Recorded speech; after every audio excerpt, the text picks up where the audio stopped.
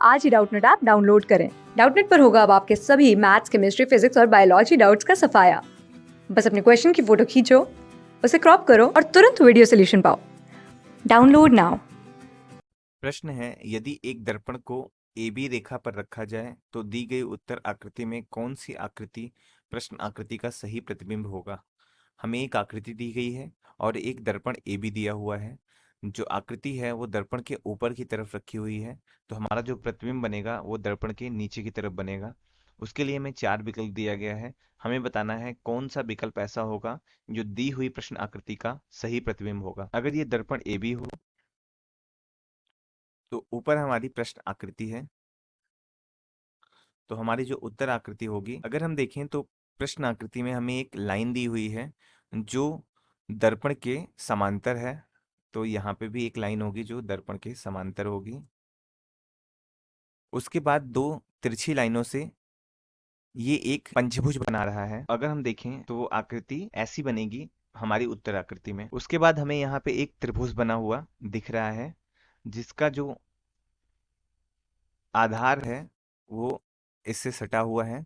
तो अगर त्रिभुज दर्पण की तरफ झुका हुआ दिखेगा तो हमारी आकृति में भी वो दर्पण की तरफ ही झुका हुआ, और एक लाइन है जो इसको छूते हुए इस लाइन से मिल रही है। हम देख रहे हैं त्रिभुज का वो भाग जो पंचभुज के ऊपर की तरफ हो और बाएं तरफ दिया है वहां पे सीधी लाइनें बनी हैं।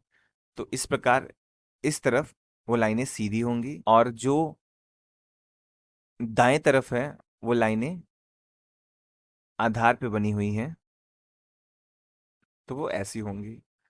तो ये हमारी उत्तर आकृति हुई। अब हम इसको अपने विकल्पों से मिलाते हैं और देखते हैं हमारे प्रश्न का उत्तर क्या होगा।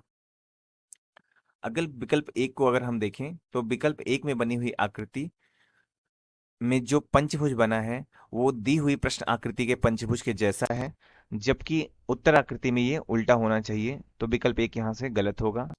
विकल्प दो को अगर हम देखें तो विकल्प दो में बनी हुई आकृति हमारी पूछी गई प्रश्न आकृति से बिल्कुल प्रतिबिंब दिख रही है। तो विकल्प दो हमारा उत्तर हो सकता है।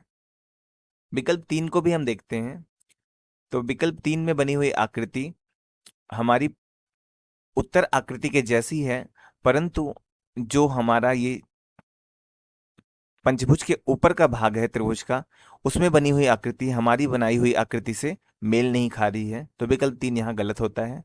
विकल्प चार को देखें तो विकल्प चार में पंचभुज सीधा बना हुआ है, जबकि हमारी प्रतिबिंब में वो उल्टा बनेगा। तो विकल्प चार यहाँ गलत हुआ।